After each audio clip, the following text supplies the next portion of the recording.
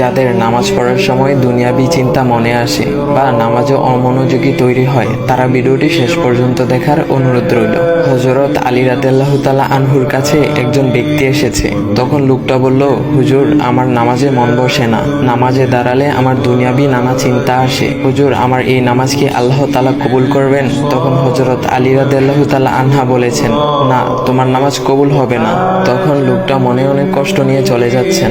এমন সময় রাসূল সাল্লাল্লাহু আলাইহি ওয়াসাল্লাম এসে হযরত আলী রাদিয়াল্লাহু তাআলা আনহুকে জিজ্ঞাসা করলেন, ইয়া আলী, আপনার কাছে লোকটা কেন এসেছিল?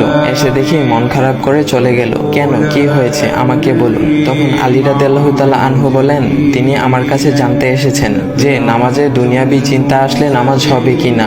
আমি বলেছি, না, তোমার নামাজ কবুল হবে না। রাসূল সাল্লাল্লাহু আলাইহি ওয়াসাল্লাম তখন বলেন, ইয়া আলী, আপনাকে আমি একটা চাদর উপহার দিতে চাই, তবে একটা শর্ত আছে। আলী রাদিয়াল্লাহু তাআলা আনহু খুশি হয়ে বলেন, ইয়া রাসূলুল্লাহ, কি শর্ত তা বলুন, আমি আপনার সকল শর্ত মেনে নিব। বুঝতেই তো পারছেন রাসূল সাল্লাল্লাহু আলাইহি ওয়াসাল্লামের চাদর বলে কথা। তখন রাসূল সাল্লাল্লাহু আলাইহি ওয়াসাল্লাম বললেন, ইয়া আলী, আপনি যদি এই মুহূর্তে 2 রাকাত নামাজ একনিষ্ঠভাবে পড়তে পারেন দুনিয়াবি সকল চিন্তা দূর করে, তাহলে আমি আপনাকে সেই চাদরটি উপহার দেব। আলী রাদিয়াল্লাহু তাআলা আনহু বলেন, এটা তো সাধারণ ব্যাপার। আলী রাদিয়াল্লাহু তাআলা আনহু তখন নামাজে দাঁড়িয়ে গেলেন আর তিনি নামাজ পড়তে শুরু করলেন।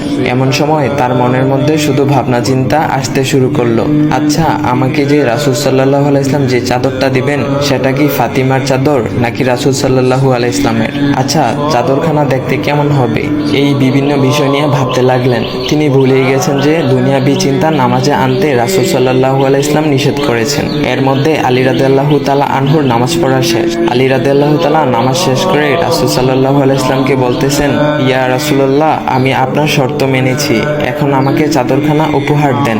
রাসূল সাল্লাল্লাহু আলাইহি ওয়াসাল্লাম বলেন, ইয়া আলী, আপনি কি একনিষ্ঠভাবে দুনিয়াবি চিন্তা মুক্ত ছাড়া 2 রাকাত নামাজ পড়েছেন? তখন আলী রাদিয়াল্লাহু তাআলা আনহা মুচকি হেসে বললেন, না ইয়া রাসূলুল্লাহ, আমি আপনার চাদর নিয়ে অনেক কিছুই ভেবেছি। তখন রাসূল সাল্লাল্লাহু আলাইহি ওয়াসাল্লাম বলেন, ইয়া আলী, নামাজ তোমারও হয়েছে, আর তুমি যাকে নামাজ হবে না বলে ফতোয়া দিয়েছো, তার নামাজও আল্লাহ তাআলা কবুল করে নিয়েছেন। শোনো আলী, দুনিয়াবি চিন্তা দ্বারা নামাজ বাতিল হয় না, নামাজ মহান আল্লাহ তাআলা কবুল করে নেন। সকল ফরজ নিয়ম কানুন মেনে নামাজ পড়লে নামাজ হবে ইনশাল্লাহ। তবে আমাদের সকলের উচিত নামাজ আদায় করার সময় একমাত্র আল্লাহকে স্মরণ করে নামাজ আদায় করা। নামাজে দাঁড়ালে দুনিয়াবি চিন্তা মাথায় আসে, এটা শয়তানের একটা ফাঁদ।